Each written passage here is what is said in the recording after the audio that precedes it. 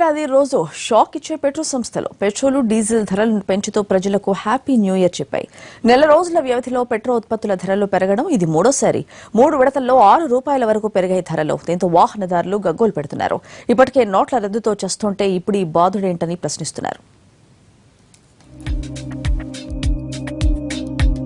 కొత్త ఏడాది రోజు వాహనదారుల ఉత్సాహంపై నీళ్లు చల్లాయి పెట్రోల్ సంస్థలు. పెట్రోల్ డీజిల్ ధరలను పెంచాయి. లీటర్ పెట్రోల్ మీద ₹29, లీటర్ డీజిల్ మీద 97 వడ్డించాయి. పెరిగిన ధరలు అర్ధరాత్రి నుంచి అమల్లోకి వచ్చాయి. దీనికి స్థానిక ట్యాక్సులు కూడా కలుపుకుంటే మరింత భారం పడుంది. కొత్త రేట్ల ప్రకారం హైదరాబాద్ లో లీటర్ పెట్రోల్ ధర ₹73.56 చేరింది. లీటర్ డీజిల్ రేటు ₹61 పెరిగింది. ప్రస్తుతం అంతర్జాతీయంగా ముడి చమురు ధరలు పెరుగుతున్నాయని, అందుకే పెట్రోల్ ధరలు పెంచక తప్పడం లేదంటూ పాతపాటే పాడాయి కంపెనీలు. పెట్రోల్ ధరలు పెరగడం వరుసగా ఇది మూడోసారి.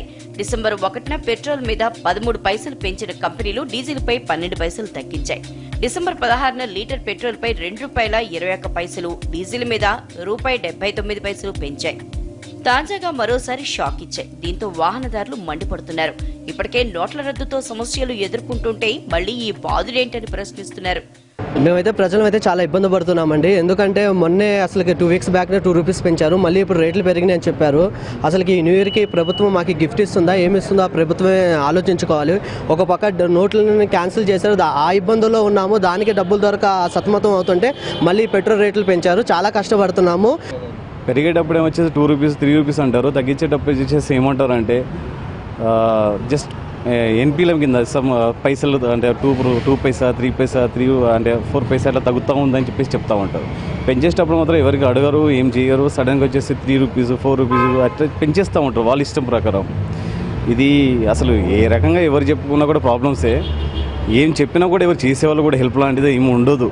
కొత్త ఏడాదిలో ధరల పెరుగుదలకి ఇది ఆరంభంగానే కనిపిస్తోంది. పరిస్థితి చూస్తుంటే ప్రపంచ వ్యాప్తంగా క్రూడాయిల్ ఉత్పత్తి తగ్గడంతో ధరలు అమాంతం పెరుగుతున్నాయి. రోజుకి 12 లక్షల బ్యారెళ్ల ఆయిల్ ఉత్పత్తి తగ్గించాలని గత నవంబర్ 30న క్రూడాయిల్ ఉత్పత్తి చేసే 13 దేశాలు ఓ అంగీకారానికి వచ్చాయి. జనవరి నుంచే ఈ ఒప్పందం అమల్లోకి వచ్చింది. దీన్ని బట్టి ఉత్పత్తి తగ్గితే డిమాండ్కు తగ్గట్లు ఆయిల్ అందుబాటులో లేకపోతే మరిన్ని సమస్యలు వచ్చే ప్రమాదం ఉంది. ధరలు పెరగడంతో పాటు ప్రజా రవాణా, సరుకు రవాణా మీద కూడా ప్రభావం చూపనుంది. దీని ప్రభావంతో నిత్యావసరాల ధరలు కూడా ఆకాశాన్ని తాకటం ఖాయంగా కనిపిస్తోంది.